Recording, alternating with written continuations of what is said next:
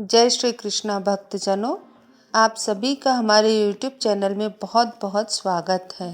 आप सभी को अनंत चतुर्दशी अथवा रोठ चौदस की बहुत ढेर सारी शुभकामनाएं। ईश्वर करे यह दिन और यह व्रत आपके जीवन में धन संपत्ति ऐश्वर्य तथा सभी मनोवांछित फल की प्राप्ति वाला हो। अनंत चतुर्दशी का व्रत भादो मास की शुक्ल पक्ष की चतुर्दशी चौदस को मनाया जाता है।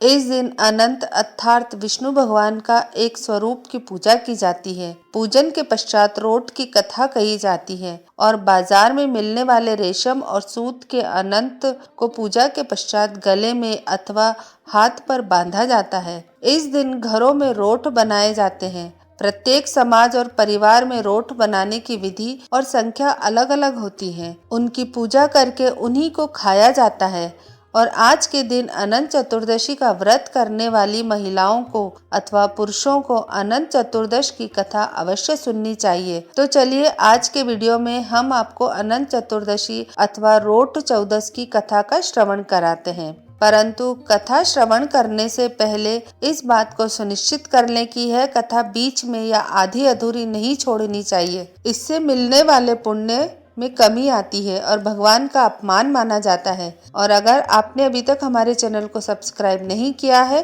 तो इसे सब्सक्राइब कर लीजिए। चलिए रोठ कथा को हम प्रारंभ करते हैं। एक गांव में एक वृद्ध महिला और उसका पति रहते थे। उनके एक बेटा बहू थे।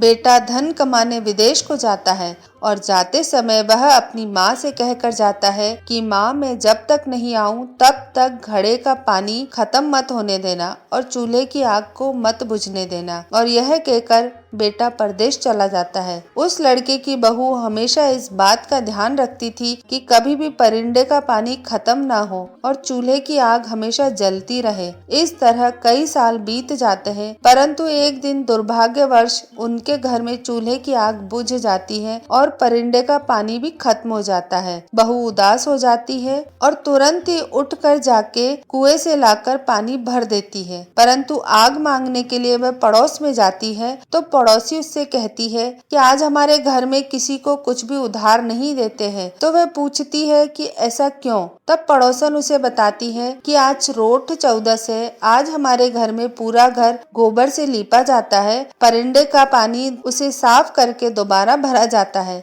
अनाज पीस कर उससे रोठ बनाए जाते हैं और फिर उनकी पूजा करके उसे ही खाया जाता है। तो बहू सोचती है कि जब उसके चूल्हे की आग भी बुझी गई है तो वह भी क्यों ना इस व्रत को कर ले। वह घर आकर अपने पूरे घर को लीपती है और परिंदे को साफ करती है। फिर नहा धोकर अनाज पीसकर नई आग जलाकर रोट बनाती है। उन रोट में 7 चीज दूध, सूत, धूप, चना, धना, दही, घी डालती है और उससे रोट बनाती है तथा उसकी पूजा करके अपने सास ससुर को खाना खिलाकर बाकी का बचा रोट खुद खा लेती है। उसी दिन उसका पति भी परदेश से धन कमाकर लौटता है। जैसे ही वह गांव के पास पहुंचता है तभी रास्ते में उसे एक सांप मिलता है जो उससे कहता है कि मैं तेरा काल हूँ और मैं तुझे डसूंगा। तो वह सांप से कहता है कि मैं बहुत सालों के बाद अपने घर जा रहा हूँ। मेरे बूढ़े माँ बाप मेरा रास्ता देख रहे हैं, मुझे उनसे मिल लेने दो। फिर रात को 12 बजे के बाद मेरे घर आकर मुझे डस लेना। सांप उसकी बात मान लेता है और उसे घर जाने देता है। इसके बाद वह घर पहुँचकर सबसे मिलता है, फिर खाना खाकर सोने जाता है। उसकी पत्नी तो दिन भर की थकी हुई थी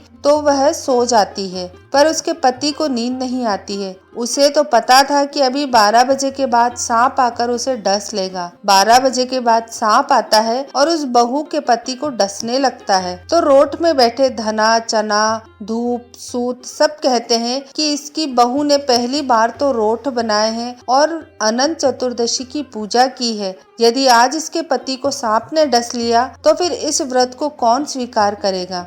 हमें कोई नहीं पूछेगा, अतः हमें इस सांप को मारकर इसके पति की जान बचानी चाहिए। ऐसा सोचकर वे सब अलग अलग हथियारों का रूप धरकर जैसे कोई तलवार, कोई ढाल बनकर रोठ से निकलते हैं और उस सांप को मारकर वहां पड़ी एक टोकरी से ढक देते हैं। सुबह बहू तो उठकर अपने घर के काम धंधे में लग जाती है, परंतु बेटा थोड़ी देर से उठता है तो उसकी माँ पूछती है, बेटा आज तो तू खूब सोया। बेटा अपनी माँ को उसके साथ घटी रात की सारी घटना सुनाकर अपने माँ बाप से पूछता है कि कल वह पूजा में और खाने में क्या बनाया था। उन्होंने ही मेरी जान बचाई है। तब उसकी माँ ने उसे सारी बात बताई कि कल परिंदे का पानी खत्म हो गया था और चूल्हे की आग भी बुझ गई थी। फिर बहू ने सारे घर को लीप कर यह रोट बनाए और पूजा करके हमें खाना खिलाया। पड़ोस में किसी औरत से इसने जो सुना था उसी के अनुरूप इसने कल यह व्रत रखा। उस दिन के बाद से ही सभी लोग अपने घर और परिवार की सुरक्षा तथा समृद्धि के लिए रोट बनाते और अनंत चतुर्दशी के दिन रोट चौदस की पूजा करते तथा पूजन के पश्चात रोट की कथा कही जाती है और बाजार में मिलने वाले रेशम और सूत के अनंत को पूजा के पश्चात गले में या हाथ पर बांधा जाता है। हे अनंत महाराज, हे रोट महाराज, जैसे बहू के पति की रक्षा की वैसे सबके पतियों की रक्षा करना। कथा अगर अधूरी हो तो उसे पूरी करना और पूरी हो तो अपनी कृपा देना। ऐसी मनोकामना के साथ इस कथा को यहीं पर समाप्त करते हैं। तो भक्तजनों, ये थी हमारी आज की रोट चौदस की कथा। आपको हमारी ये कथा कैसी लगी हमें नीचे कमेंट करके जरूर बताइएगा। कमेंट बॉक्स में जय अनंत देव जरूर लिखिएगा। वीडियो को ज्यादा से ज्यादा अपने परिवार और मित्रों के साथ भी शेयर करिएगा। अगर वीडियो अच्छा लगे तो इसे लाइक करिएगा और हमारे चैनल को सब्सक्राइब जरूर करिएगा। जय श्री कृष्णा।